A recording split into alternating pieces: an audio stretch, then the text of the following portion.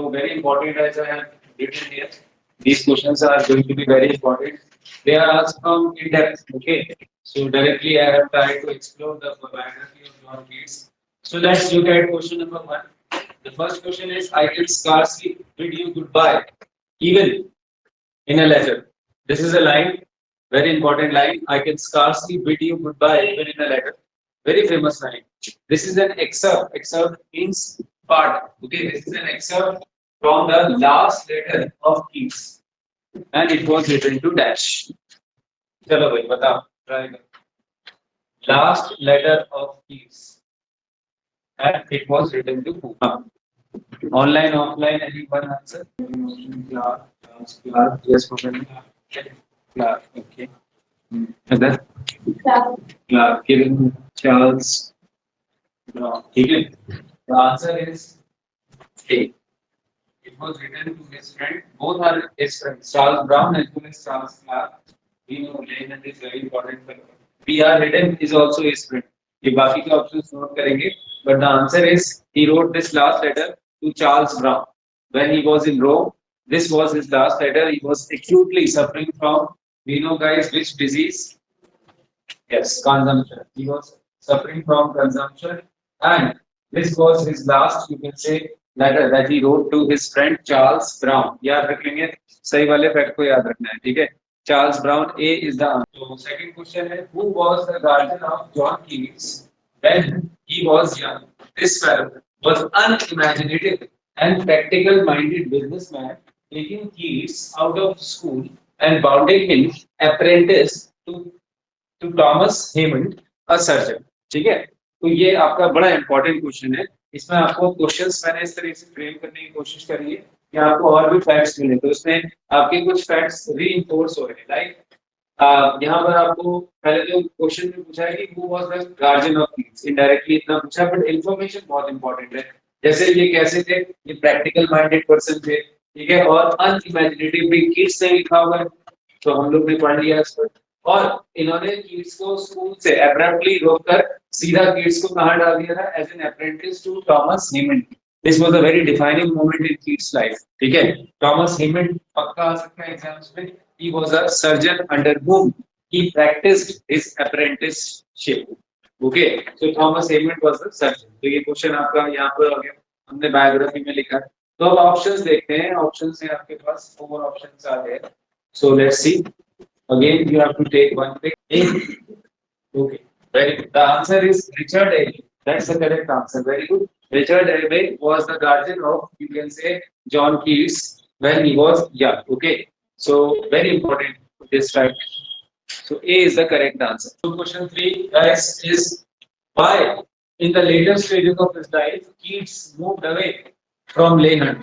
Subjective question है, but important है. अगर आप biography Keats की पढ़ोगे तो ये अच्छा क्वेश्चन है. ये फैक्चुअल नहीं, कॉन्सेप्चुअल है. नेट वालों के लिए तो बहुत इंपॉर्टेंट है. ठीक है, कि why Keats in the later stages of his life moved away from Leigh. So options are his, यहां पर रिप्रेजेंट कर रहा है हंट को, of course. His overpowering personality. Second is Keats declining health. Third is difference of opinions in creative process.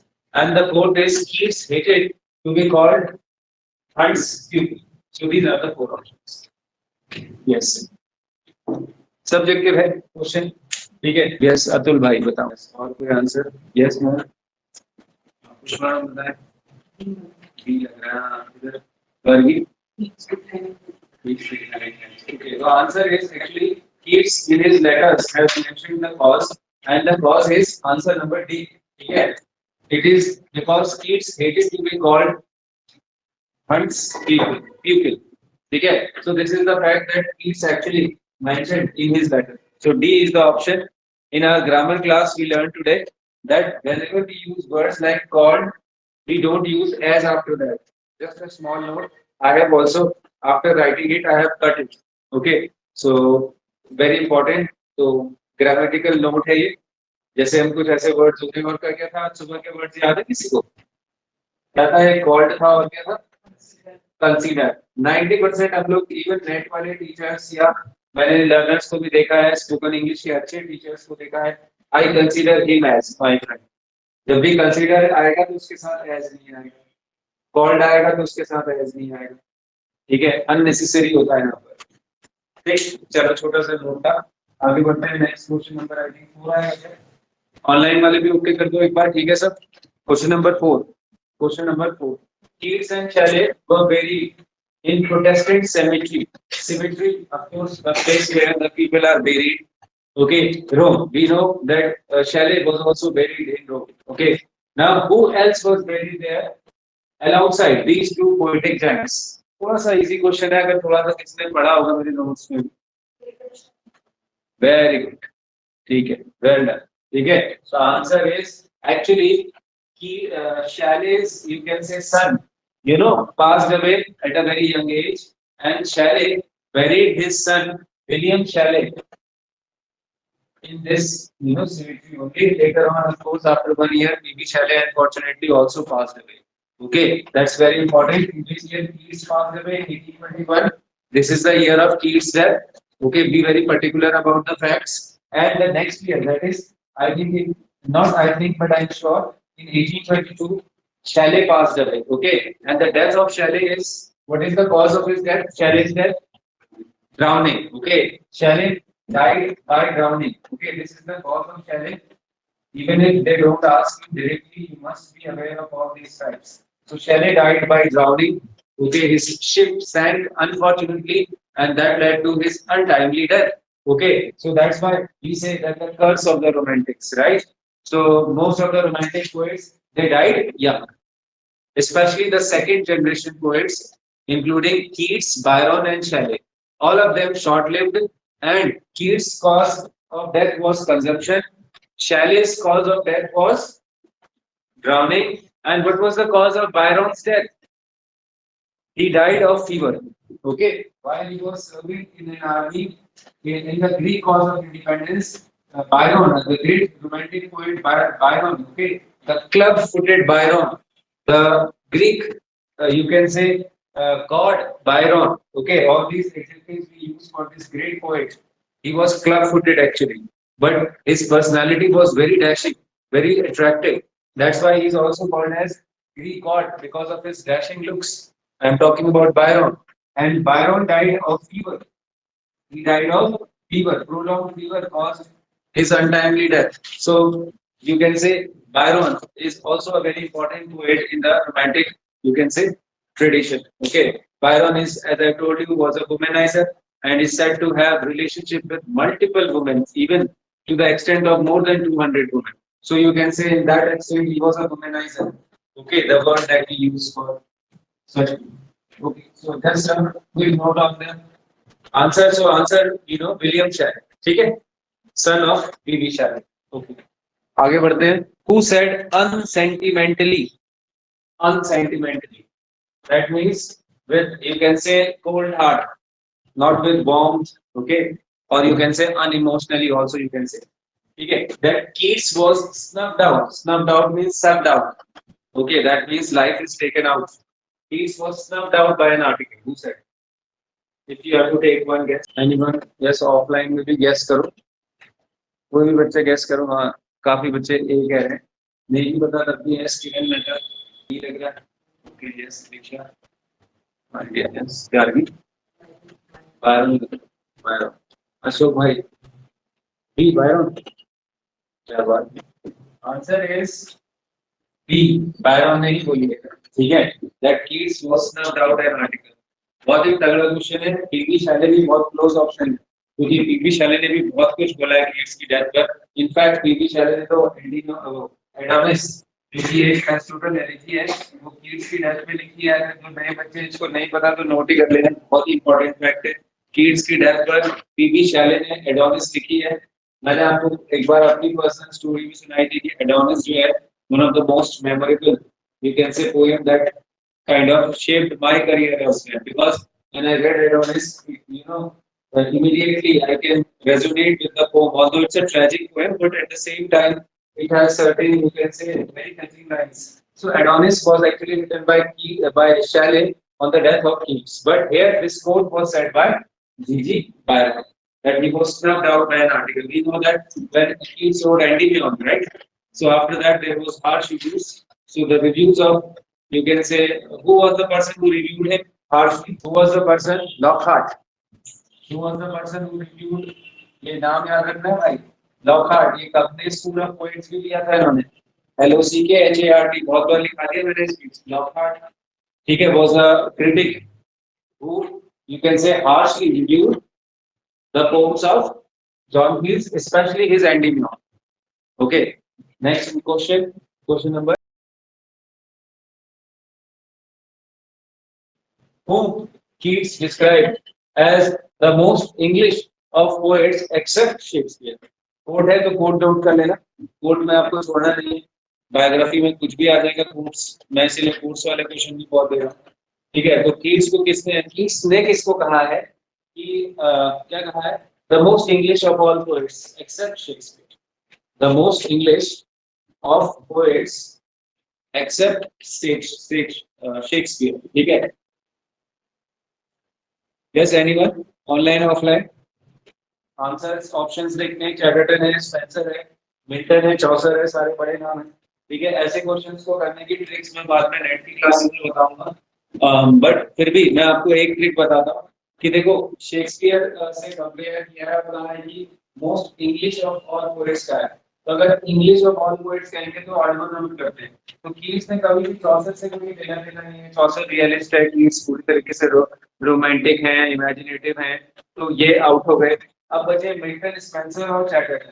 ठीक है, तो Milton की जो पोएम है उससे वो उनकी जो है हाइपेरियन इंस्पायर्ड है. ये लिख लेना है, फैक्ट बहुत इंपॉर्टेंट है. फ्रैगमेंटरी एपिक है मिल्टन कीट्स का हाइपेरियन. क्या आएगा ये देखो, इस क्वेश्चन से ये क्वेश्चन क्रिएट कर दिया मैंने. मिल्टन के वर्क पैराडाइज लॉस्ट से कौन सा वर्क इंस्पायर्ड है? Hyperion. HYPERION. Hyperion HYPERION. Hyperion inspired है. But at the same time जो है most English of all poets नहीं कहा है मिल्टन के लिए ऐसा उन्होंने. बट मिल्टन से इंस्पायर्ड है. ठीक है, अगर तुम लोग को याद होगा मैंने पोएटिक डिक्शन वाली क्लास में बताया था कि मिल्टन का जो पोएटिक डिक्शन था उसके लिए वर्ड क्या यूज करा था मैंने. मिल्टन का जो पोएटिक डिक्शन था बहुत ही ज्यादा रिच वर्ड्स, हैवी वर्ड्स का यूज करते थे कि नहीं. ये वर्ड नोट कर लेना. बरोक बताया था, बरोक, BAROQUE, बरोक. ठीक है, तो खैर ये सारे पॉइंट्स बता रहा हूँ, इंपॉर्टेंट है. तो लेकिन तो मिल्टन भी नहीं हो गया. अब हो गया यहाँ पर चैटरटन और स्पेंसर. तो स्पेंसर से तो इन्फ्लुएंस थे और चैटरटन से भी इन्फ्लुएंस थे. एंडीम्योन हम जानते हैं चैटरटन को डेडिकेटेड है. तो यहाँ पर most English of all poets इन्होंने चैटरटन के लिए कहा. यहाँ तक पहुंच गए, फिर गलत कर दोगे तो कोई बात नहीं. ठीक है, आंसर है इसमें ए, चैटरटन. चैटरटन को इन्होंने most English of all poets कहा है. चैटरटन के बारे में देख लो, आप देख लो यहाँ पर सारे बच्चे. चैटरटन क्या है, मैंने कल भी बताया था. Youngest poet to commit suicide at the age of 17 years. He committed a sensational suicide, which became a part of the folklore. ठीक है, he was an early 18th century poet. नहीं, you can say mid 18th century poet, mid 18th century budding poet, and he committed a sensational suicide because his poems were harshly reviewed, just like Keats' poems were harshly reviewed. And which poems he wrote? इसको note करेंगे, ये नहीं बताया था कल.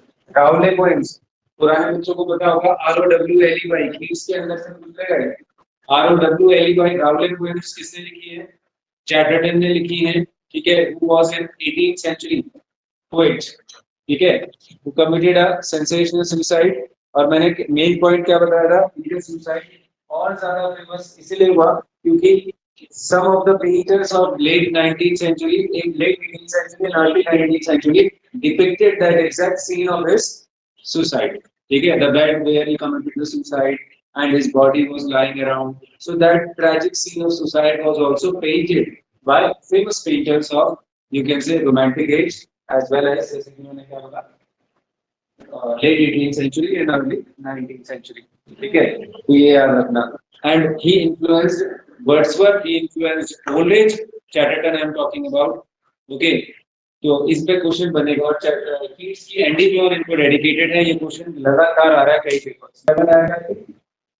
ठीक है, तो क्वेश्चन नंबर 7 देखते हैं. क्वेश्चन 7, which poem एंडीम्योन है, हाइपेरियन है, इसाबेला और the Eve of Saint Agnes. Try कर रहे थे. देखो इसमें याद रखना कि जो फर्स्ट सक्सेस ऑफ, अगर आप थोड़ा सा कैलकुलेटेड गैस लगाओगे और मेरी बायोग्राफी पढ़ी है तो वहां पर आपको पता चलेगा कि ये पोएम पहले आ गई है. The eve of Saint Agnes is the correct answer. eve of Saint Agnes पे जल्दी से कुछ नोट्स देख लेते हैं।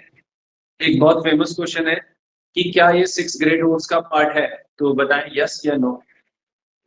यस या no. No, it's not a part of 6 great odes. ठीक है, ये 6 ग्रेट ओड्स का पार्ट नहीं है क्योंकि वहां पर टाइटल्स मैंने आपको लिखाए हैं।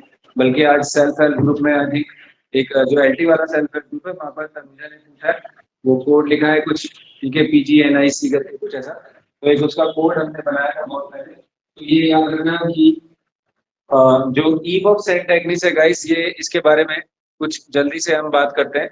Eve of Saint Agnes actually एक बहुत इंपॉर्टेंट एक नैरेटिव रोमांस है, और this poem is actually you can say the poem is actually based on the legend of Saint Agnes. ठीक है, ये क्वेश्चन अंदर से बनेगा, एंटी में नेट में तो बनेगा ही बनेगा कि लेजेंड ऑफ सेंट एग्निस क्या है।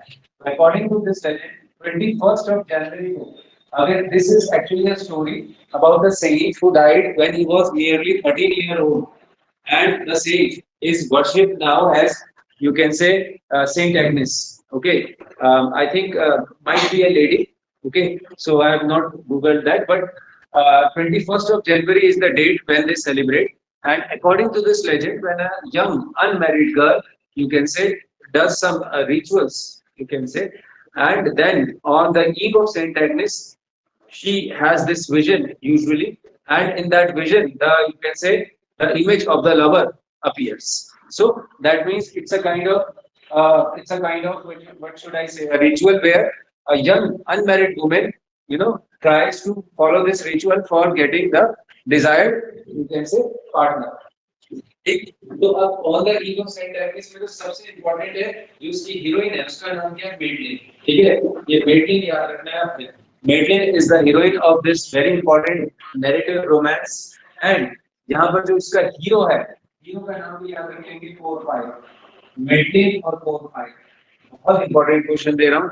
PORPHYR, पोरफायर एक्चुअली जो है मेडलिन को जो है, अगेन मेडलिन अनमैरिड है, वर्जिन है, और मेडलिन जो है इमेज देखती है और उसको पोरफायरो की इमेज दिखाई देती है, और फिर Porphyro despite against all odds come, and इसमें एक लाइन है, वो कहता है कि Porphyro with hearts on fire he comes, and उसको भगा के ले जाता है। So it's a, you can say, daring love adventure, and just like in Romeo Juliet style, this poem is also very important because it is a first experiment of Keats in Spenserian stanza. ये आ गया सबसे पहला question इस question पे। ये Spencerian standard में लिखा गया फर्स्ट मेजर एडवेंचर है जॉन कीट्स का। स्पेंसेरियन स्टैंडर्ड तो मुझे बताने की जरूरत ही नहीं है कितने क्वेश्चन बनने वाले हैं।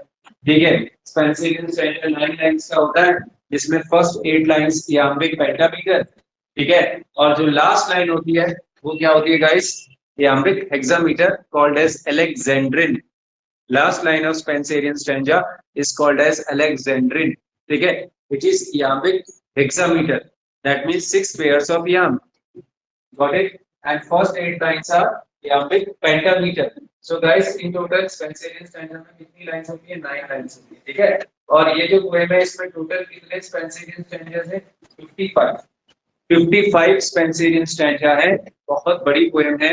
और एक और बहुत इंपॉर्टेंट पॉइंट, ठीक है, बहुत ही इंपॉर्टेंट पॉइंट, ठीक है, इसमें एक क्वेश्चन ये बनता है, हम लोग एमए जब करते थे, मेरा अपना जब एमए हुआ तो उसमें कोर्स में थी, हमने डिटेल में पढ़ा, तो वहां पर ये क्वेश्चन आता था कि who helped Porphyro in, you can say, meeting or in telling him the chamber of Saint Agnes, chamber of, you can say, Madeline, because Madeline was sleeping and it was late midnight, so it was Aunt Angela. In case if they ask you this question, Aunt Angela is actually the lady who helped Porphyro in locating the chamber of, you can say, Madeline. Aunt Angela लिख देना।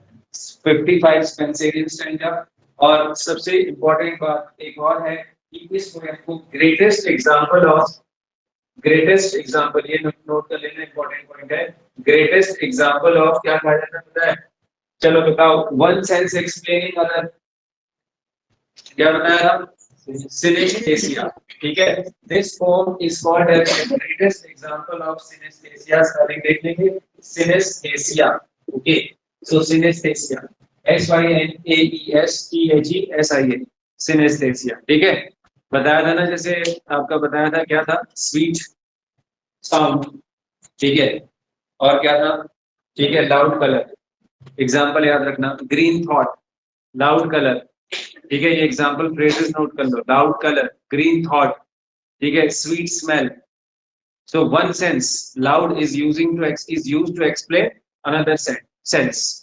Loud के साथ colour आ गया, ठीक है, इसको मैंने transferred epithet से कंपेयर कराया था, ठीक है, synaesthesia. Please master this figure of speech, ठीक है, सिनेस्थेसिया.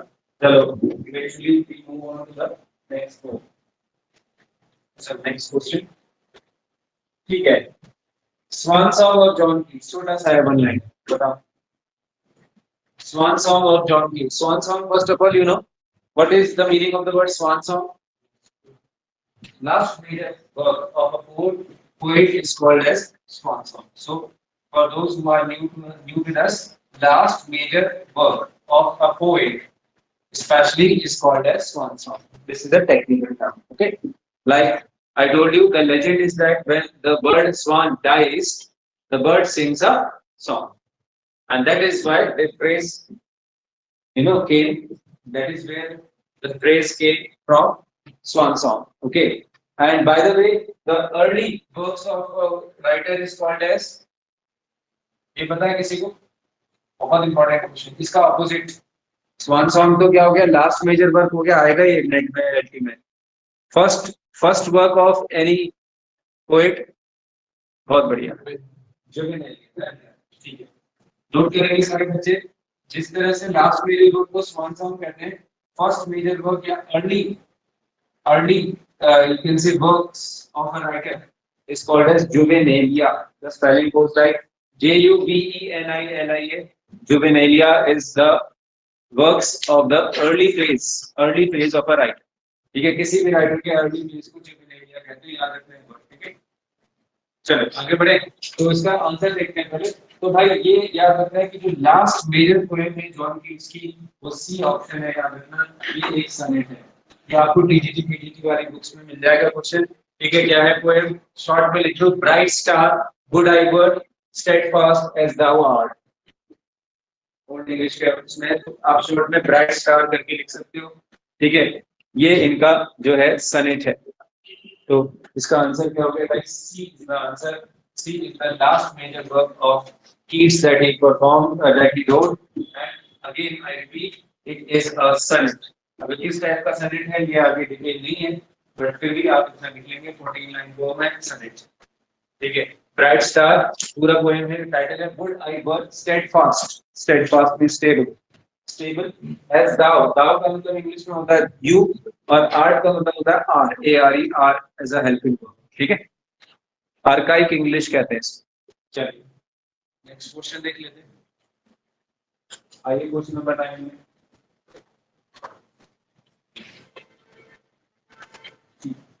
तो क्वेश्चन नंबर 9 में देखते हैं गाइस हम लोग. This poem is you can say 12 stanza long. Each stanza is a quadrate. ठीक है, first 3 stanzas are addressed to the knight and the rest of the poem is his reply. ठीक है, identify.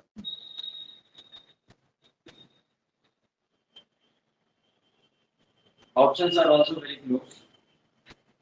Considering कि हमने नहीं पढ़ी poem, कोई बात नहीं, हम ऑडिबल आउट टेक्निक यूज करते हैं. कौन सा इसमें से डेफिनेटली आंसर नहीं होगा ये बताओ मुझे. आंसर नहीं चाहिए अभी. कौन सा डेफिनेटली नहीं लगेगा? और code on the Eve of syntax. बिल्कुल, मैंने उसकी स्टोरी अभी भी बताई है ऑब्वियसली, और उसमें मैंने बताया है कि जो है एक डायलॉग तो नहीं है वो. ठीक है, नैरेटिव रोमांस है. थर्ड आउट हो गया. Very good. अब 1 2 और कोड ऑन साइकोलॉजी ब्रेन. इसमें भी कोई ऐसा एड्रेस नहीं होगा, वो भी नाइट का. नाइट एक मिडिवल इंग्लिश का टर्म है.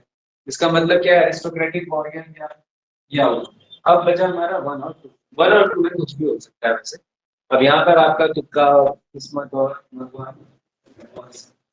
ठीक है, यस। तो आंसर मैं आपको बता देता हूँ, वैसे इसका आंसर है सेकंड। वेरी गुड, काफी बच्चे अटेम्प्ट कर रहे थे इस क्वेश्चन को। इसाबेला इसका आंसर नहीं है, इसका आंसर है ला बेले day sense mercy.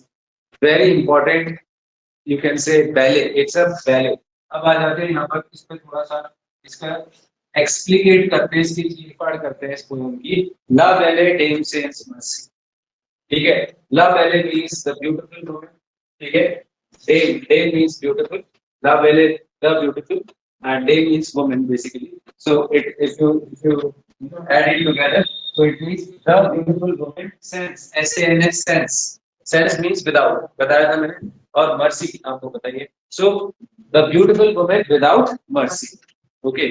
Very important, you can say ballet. You know, Keats has written very few ballets, and this is one of the few ballets that he wrote. Guys, ballet is actually a poem which is related to the folk, you can say, culture of Britain.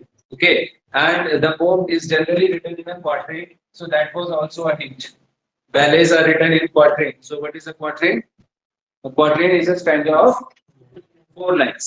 In my ballet lecture, I have in my detailed lectures on ballets, I have told you that how first line is iambic tetrameter, then the third line, second line is trimeter, then alternate, lines of meters follow. So this is very important to understand, the basics of ballet before, understanding the ballet. So this poem is actually, अब यहाँ पर आपको पता ही चल गया कि इस poem में 3 स्टैंजास किसको एड्रेस है, नाइट को। और बाकी के जो 9 स्टैंजास है, टोटल 12 स्टैंजास है, तो बाकी के 9 स्टैंजास में नाइट जो है अपना रिप्लाई करता है कि उसके साथ क्या ऐसा हुआ। और इसमें सबसे बड़ा टेक्निकल वर्ड जो मैंने आपको बताया, कि beautiful lady using the beauty for wrong purpose, और should I say a seductress in literature is a stock character, and the stock character means recurring characters in literature, and this is called as femme fatale। Family fate, ठीक है। A beautiful lady using beauty for wrong purposes is called as femme fatale। The literature of Shakespeare is full of such femme fatales, like Lady Macbeth, like Cleopatra. Okay, you name it and you will have it. Okay, so there are many examples. That's why John Ruskin said that Shakespeare has no heroes, but only heroines. He was, negatively criticized by John Ruskin as Shakespeare has no heroes, but only heroines. So, चलिए clear हो गया। आ जाते हैं last question, ठीक है। Last question हमारा आ गया, 6 great odes of Keats were published in a famous magazine। बहुत इंपॉर्टेंट क्वेश्चन है लास्ट वाला ना, ठीक है। Annals of the fine arts, इसको तो नोट ही कर लेना, नेट में तो बहुत बार आया क्वेश्चन, अंदर का क्वेश्चन है बिल्कुल, ठीक है। कि 6 ग्रेट ओड्स जो है कीट्स के, वो एक्चुअली बुक के फॉर्म में नहीं छपे, पहले वो एक मैगजीन में छपे, पीरियोडिकल में, and the name of the magazine was annuls of the fine, लिखा है FINE, annuls of the fine arts, ठीक है। Annuls of the fine arts. Who was the editor of this magazine at that time? Who was the editor? Online में कोई try कर रहा है, offline में? कुछ बच्चे कह रहे हैं ठीक है, 6 ग्रेट के एडिटर। तो गाइस द आंसर इज, बहुत इंपॉर्टेंट है इसका आंसर, याद रखिएगा कि इस मैगजीन के जो एडिटर थे, ये एक्चुअली एक मैगजीन थी जो फाइन आर्ट्स पर बेस्ड थी, यानी कि पेंटर्स और इस तरीके के जो आर्टिस्ट, स्कल्पचर्स, जो मूर्ति बनाते थे, उस तरीके के जो लोग थे उन पर थे, राइटर्स पर डेडिकेटेड नहीं थी मैगजीन। आंसर इसका जेम्स एल्म्स, ठीक है। James elms was the editor of this magazine.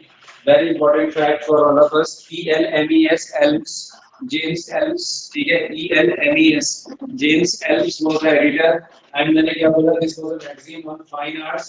एक क्वेश्चन यहाँ पर ये भी रख लेना या लिख लेना, ये जो है आपका, ठीक है, जो ये है रॉबर्ट हेडन, ये नोट कर लेना, HEYDON। Robert Hayden actually, told James Elms about John Keats, so he was a facilitator। Question ऐसे भी आ जाएगा नेट में कि who facilitated the poems of John Keats to James Elms? He was a facilitator, connector between the two poets, or between the two personalities। One is John Keats, another is James Elms। इनके बीच में connecting link कौन था?